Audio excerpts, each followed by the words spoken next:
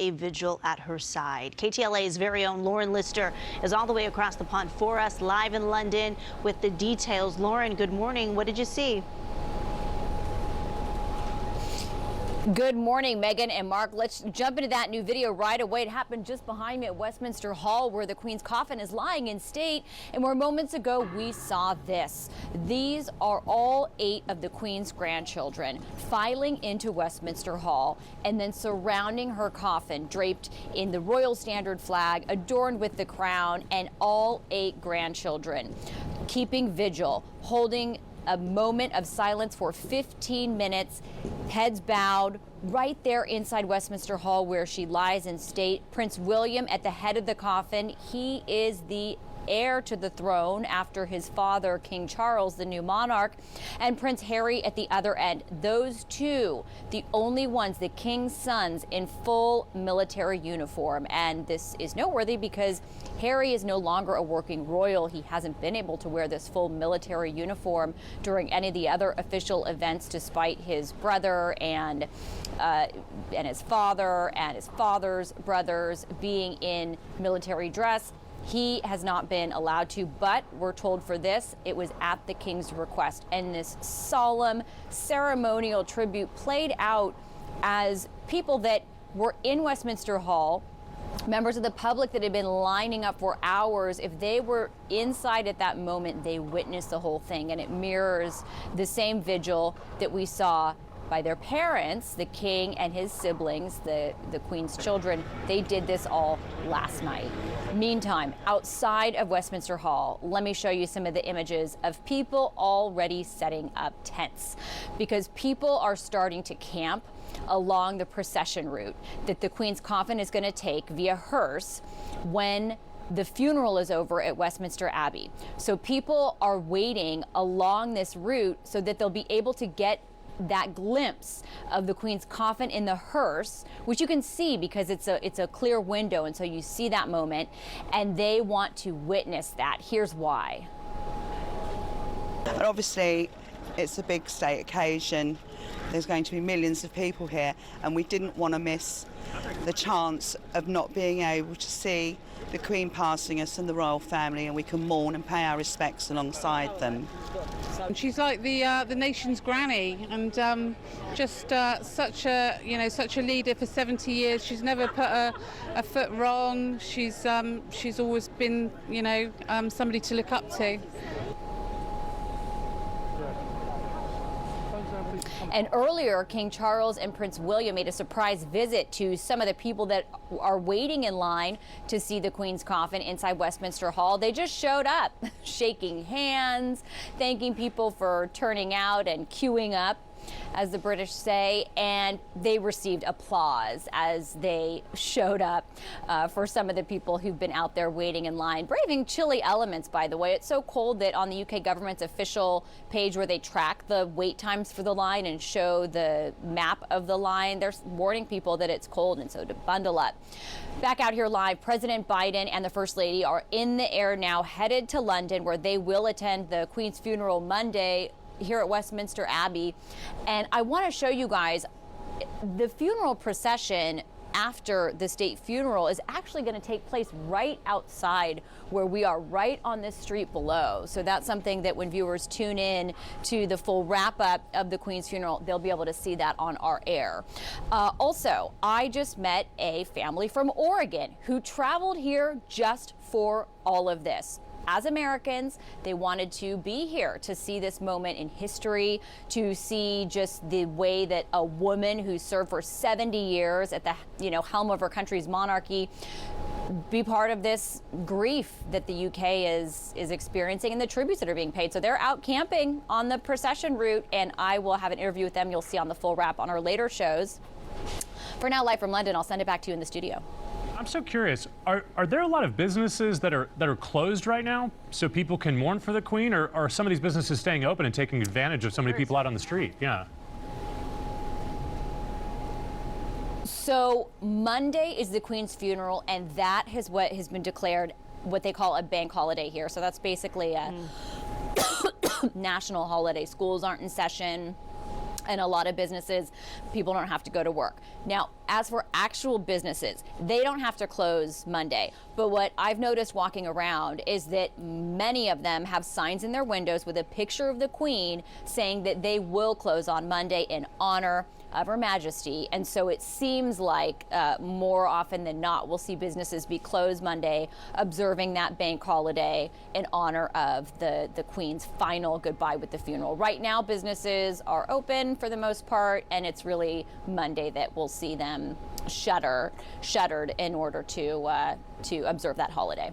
Okay. She can go get a sandwich, some Yeah. waters. That's good. The businesses are open. And go to @LaurenLister right now on Instagram. Yeah. She posted the pictures, and she is having to climb through windows and walk up and down ladders, climb, I should say, in order to get to the spot where she's reporting at this morning. So we'll check back in with you in a bit. Lauren, thank you. You're doing great out there. All right, let's go to Santa Monica this morning. It's where crews are working from now up until noon to help beautify the beach for the 33rd year in a row. Heal the Bay. We love Heal the Bay. Great organization. They're a group that's working to make Coastal Cleanup Day a success.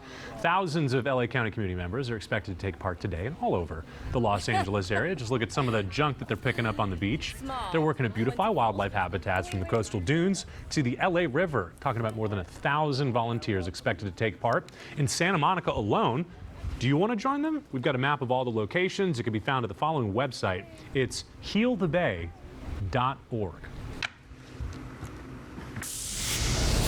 An intimate magic show. It's happening this weekend right here in Los Angeles. It's happening over at the Biltmore in downtown Los Angeles. Yes, it is. It's a one-of-a-kind interactive event, and our very own Aaron Myers is live in downtown LA to show us. Aaron, we loved the trick the last time we checked in with you. What do you have for us this hour? Okay, I will have another trick for you in just a moment, but I want to introduce David Carlo. He is the man behind the magic. He's going to fill us in on this show. It's more than just magic. Talk to us a little bit about that. Yeah, thanks, Aaron. It's not a traditional magic show. It's actually an immersive experience based on a very true story told through magic and music.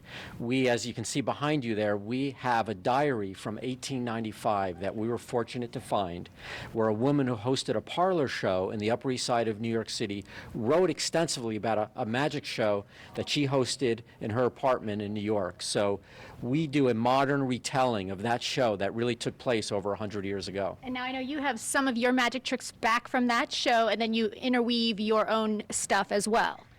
Yeah, so as a perfect example, in that show over 100 years ago, there was a performer that performed the infamous bullet catch, which is a very dangerous routine. Now, he performed it with an old weapon, a single-shot Philadelphia Derringer pistol. We perform that with a 9mm handgun here at the show. I think it's the only bullet catch performed in all of the West Coast. So we do everything from magic to mentalism to like pretty crazy, dangerous stuff like that. But it's a really fun night. Catching bullets. Okay, that one is a little scary, but I would like to see that for sure. Now, tell me real quick before we do our trick. You have some other projects you're working on as well. Fill us in on that.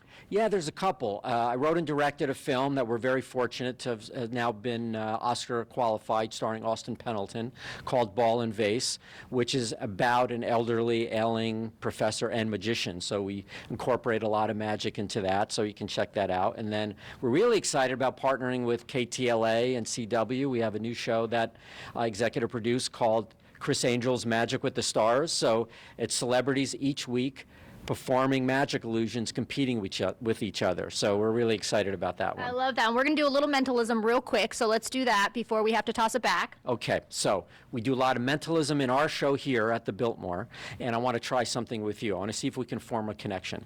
So I want you to think of a playing card.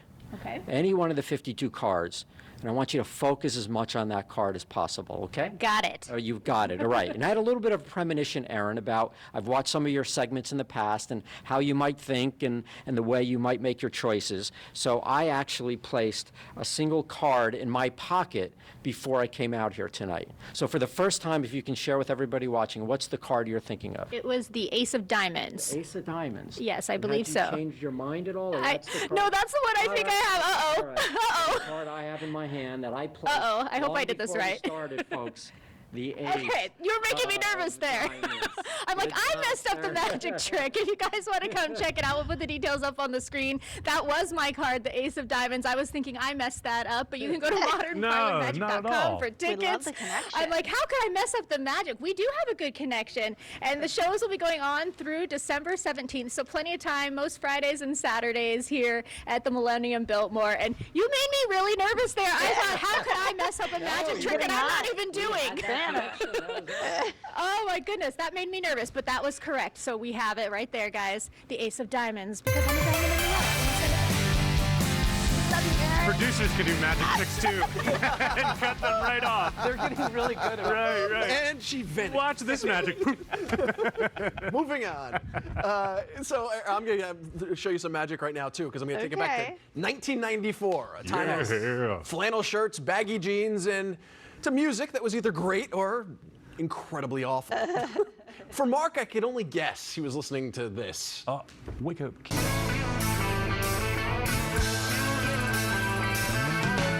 No one told you life was gonna be this way. Your job's a joke, you broke. Your love life's beyond. Oh, that's I thought what it was. Okay, so it was supposed to be. Answered in your head. I didn't hit send. I swear it was Aerosmith. Get a grip. Oh, that's what I would have queued up had you hit send. On the Oh, text I'm message. sorry. That's all right. But Kirk responded, and he says this one was all the rage.